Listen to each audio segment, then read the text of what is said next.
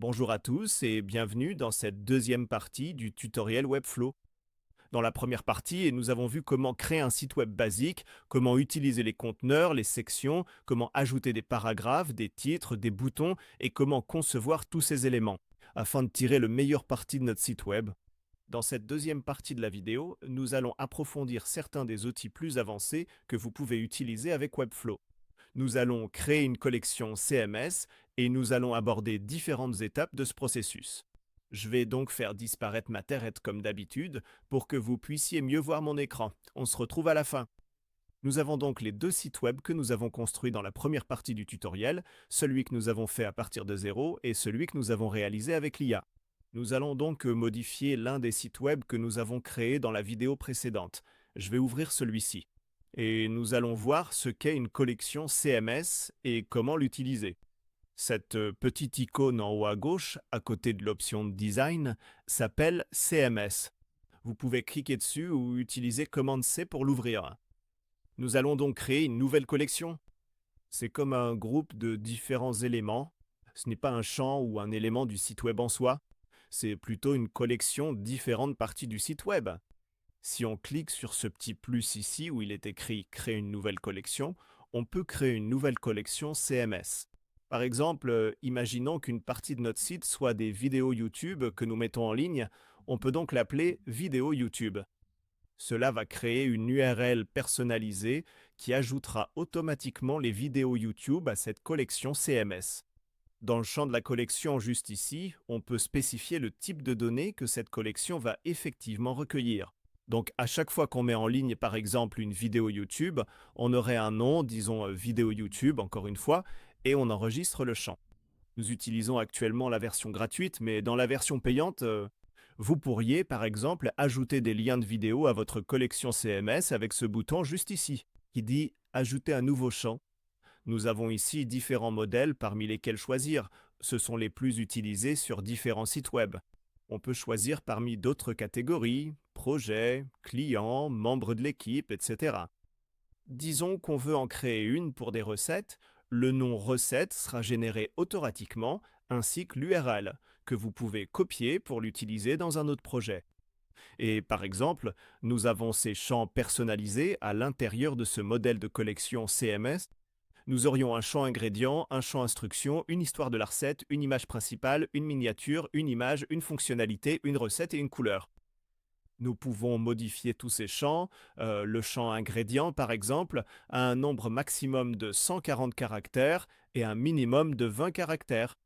Nous pouvons également cocher cette case ici pour indiquer que ce champ est obligatoire dans la collection CMS ou s'il est simplement optionnel. Je trouve que les ingrédients dans les recettes sont vraiment indispensables, donc je vais simplement cliquer sur ce champ ici, puis je vais enregistrer. Les modifications et les instructions seront également obligatoires. Pour l'instant, nous pouvons créer la collection car c'est une fonctionnalité de la version payante. Mais une fois créée, elle sera intégrée à votre site web. Et chaque fois que vous ajoutez une recette, disons qu'elle va être ajoutée à cette collection ici. Maintenant, je vais vous montrer comment ajouter l'une des collections CMS que nous avons créées à l'intérieur de notre site web. Comme je vous le disais, voici un site web que nous avons créé dans la première partie du tutoriel. Si vous allez ici sur le signe plus pour ajouter des éléments, vous pouvez rechercher des éléments en utilisant ceci, ce petit outil. On peut taper collection et on peut ajouter une liste de collections. Ceci est un champ de collection à CMS et on peut choisir parmi celles que nous avons créées. Nous avions un article de blog que nous avons créé dans la collection CMS. Si je clique dessus, cela va ajouter tous les différents champs que nous avons ajoutés dans la collection CMS. On peut modifier le design de la mise en page du CMS et ici on peut aussi voir tous les différents paramètres de cette collection CMS. Webflow va le rendre dynamique par défaut. Mais vous pouvez modifier la façon dont la collection CMS fonctionne pour sélectionner des éléments spécifiques et ne pas la rendre dynamique. Je vais juste laisser sur dynamique. Et comme vous pouvez le voir ici, nous avons tous les différents articles de blog répartis dans les éléments de la collection.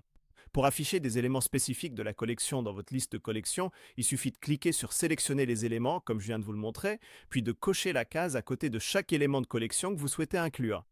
Par exemple, si je viens ici et que je clique à nouveau sur sélectionner, je peux cliquer ici. sur le signe plus ici et ajouter une partie spécifique de la collection CMS. Et pas tous les éléments. Disons que je veux juste avoir les 14 problèmes courants avec le web design moderne. Et c'est celui-là qui va s'afficher ici et pas tous les autres. Et si on revient sur dynamique, tous les éléments vont s'afficher à nouveau. Une fois que vous avez terminé votre site web, vous pouvez le publier et nous pouvons aller voir le site que nous venons de créer. Voici le site web que nous avons créé en seulement quelques minutes. Comme vous pouvez le voir, tous les boutons fonctionnent. Si on clique ici sur Explorer, cela va nous emmener sur une autre page. On peut remplir différentes parties du site, cliquer sur les boutons, soumettre notre adresse email pour une newsletter, et toutes les différentes sections du site fonctionnent. Et à l'intérieur, on ne le voit pas, mais il y a les collections CMS pour les différentes parties que nous avons ajoutées. Par exemple, les articles de blog, les vidéos YouTube ou toute section que vous souhaitez intégrer à votre page web. Voilà, c'est à peu près tout pour la deuxième partie du tutoriel. Comme vous pouvez le constater, on peut vraiment aller très très loin dans Webflow. Il y a énormément d'outils à explorer et à approfondir. Ce n'est que la partie émergée de l'iceberg. Tout ce que vous pouvez faire avec Webflow est vraiment incroyable. Vous pouvez créer un site web vraiment personnalisé pour votre entreprise, un portfolio ou n'importe quel projet que vous avez en tête. Et encore une fois, vous n'avez pas besoin de connaître une seule ligne de code pour y parvenir. Encore une fois, vous trouverez des liens d'affiliation dans la description ci-dessous pour utiliser la version payante et profiter au maximum du logiciel. Encore une fois, je m'appelle Santiago. Merci beaucoup d'avoir été là et d'avoir regardé ce tutoriel. Je vous invite vraiment à vous abonner à la chaîne et à découvrir tous les autres tutoriels que nous avons mis en ligne. J'ai envie de lire tous vos commentaires ci-dessous, que vous ayez déjà utilisé Webflow pour créer des sites web ou que cela vous intéresse. Encore une fois, merci beaucoup d'avoir été là et on se retrouve dans la prochaine vidéo. Au revoir.